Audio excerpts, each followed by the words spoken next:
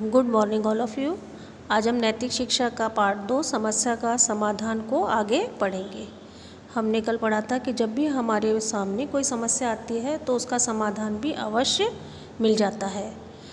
तो इसी क्रम में आगे एक और घटना है कि रिची स्टेचोस्की जो अपने पिता के साथ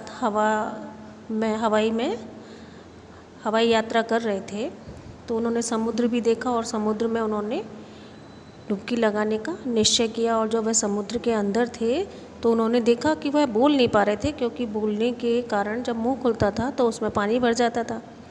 इस समस्या को उन्होंने चुनौती के रूप में स्वीकार किया और एक मेगाफोन का आविष्कार किया, जिसके द्वारा क्या करते हैं, जो तैराक होते हैं वो पानी के अंदर रहकर आपस में बातचीत कर सकते हैं।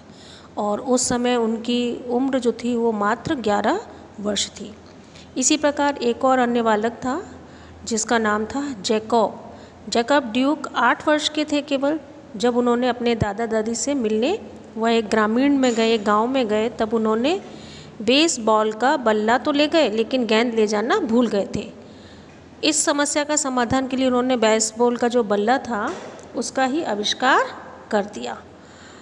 इस तरह उन्होंने देखा कि हम बेसबॉल जो था उसको उलटकर गेंद रखने के काम में लाया जा सके। इस बल्ले का नाम उन्होंने क्या रखा था, जेडी बैट बॉल रखा।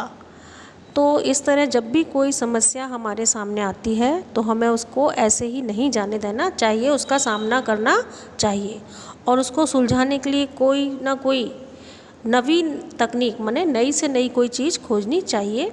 समस्या का समाधान अवश्य निकलता है, चाहे उसमें थोड़ी सी देर हो जाए।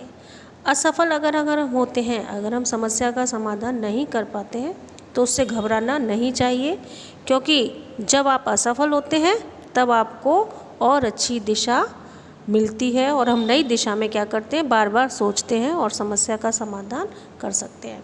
इसलिए हमें इस जो पाठ था हमारा, इससे भी यही शिक्षा मिली कि अगर हमारे सामने कोई भी समस्या आए तो हमें घबराना नहीं चाहिए, उसका समाधान खोजना चाहिए और वह अवश्य प्राप्त होता है। Okay, thank you.